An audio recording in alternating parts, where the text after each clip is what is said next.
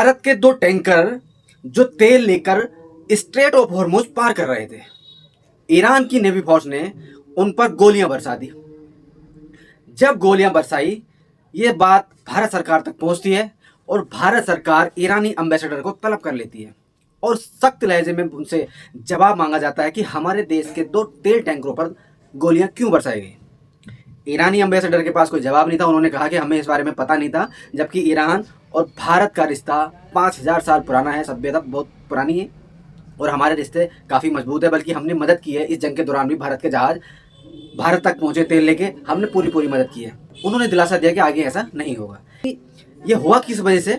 ये ऐसा भी हो सकता है कि ईरान ने जब स्ट्रेट ऑफ हॉर्मुज खोला, फिर सडनली स्ट्रेट ऑफ हॉर्मुज बंद कर दिया, तो उन दोनों टैंकर पे जो टीम थी उनको नहीं पता चला हो कि स्ट्रेट ऑफ हॉर्मुज दोबारा से बंद कर दिया गया है। इसलिए वो अपने शिप लेके वहां से निकल रहे थे, टैंकर लेके निकल रहे थे। ईरान की नेवी ने उन पर गोलियां मारी, इसलिए भी शायद बरसा दी हूं। ईरान ने कहा है कि जब तक अमेरिका स्ट्रेट ऑफ हॉर्मुज के दूर दूर तक इस स्ट्रेट ऑफ हॉर्मुज को छोड़ के नहीं जाता, जब तक हम स्ट्रेट ऑफ हॉर्मुज को बंद करते हैं, उससे पहले हम स्ट्रेट ऑफ हॉर्मुज नहीं खोलेंगे। उन दोनों टैंकर पे जो टीम थी उनको नहीं पता चला हो कि स्ट्रेट ऑफ हॉर्मुज दोबारा से बंद कर दिया गया है, इसलिए वो अपने शिप लेके वहां से निकल रहे थे, टैंकर लेके निकल रहे थे। ईरान की नेवी ने उन पर गोलियां मारी, इसलिए भी शायद बरसा दी हूं। उधर अमेरिका की जनता डोनाल्ड ट्रंप के खिलाफ है, क्योंकि डोनाल्ड ट्रंप ने एक ट्वीट किया है और ट्वीट में लिखा है कि इजराइल हमारा दुनिया का सबसे पसंदीदा अलाई है। चाहे कोई ये माने या ना माने, चाहे उसे कोई पसंद करे या ना करे, लेकिन इजराइल हमारा सबसे बड़ा अलाई है, सबसे बड़ा हमारा दोस्त है और हम इजराइल को पूरी तरह से हमेशा सपोर्ट करते रहेंगे। अमेरिका की जनता और ये समझ चुकी है कि डोनाल्ड ट्रंप जो जंग में कूदा वो इजराइल के कहने से कूदा, बल्कि डोनाल्ड ट्रंप को इस जंग से हासिल कुछ नहीं हुआ। उसके हाथ सिवाय जिल्लत के उसको कुछ हासिल नहीं हुआ। पूरी दुनिया में उसकी थू थू हुई, लेकिन अपने आप के अंदर शेर बनता रहा और कहता रहा कि मैंने ऐसा कर दिया, मैंने वैसा कर दिया, मैंने ये कर दिया, मैंने नेवी खत्म कर दी ईरान की, मैंने सब कुछ खत्म कर दिया। लेकिन हकीकत ये है कि आगे से शेर बनते हैं और पिछवाड़ा पीछे से फटा पड़ा है, ठीक। और इजराइल इस टाइम पूरी दुनिया के अंदर एक नासूर की तरह उभर रहा है, हर एक इंसान के लिए एक नासूर की तरह उभर रहा है और पूरी दुनिया के देश समझ रहे हैं कि इजराइल पूरी दुनिया के अंदर अगर इसको नहीं रोका गया तो ये पूरी दुनिया के अंदर एक आपसी मचा देगा, एक तूफान सा ला देगा, जिसके बाद उसको रोकना मुश्किल हो जाएगा। वर्ल्ड वार 3 भी छिड़ सकता है और ये छिड़ते रहा है। उधर ईरान के एक कमांडर अपने अंडरग्राउंड मिसाइल शहर में गए, जिसको डोनाल्ड ट्रंप ये दावा कर रहा था कि हमने उसके मिसाइल शहर तबाह कर दिए हैं, उसकी जितनी ताकत थी सब तबाह कर दी है, उसके पास 2-4% ही मिसाइल और ड्रोन्स बचे होंगे, बाकी हमने सब तबाह कर दिया है।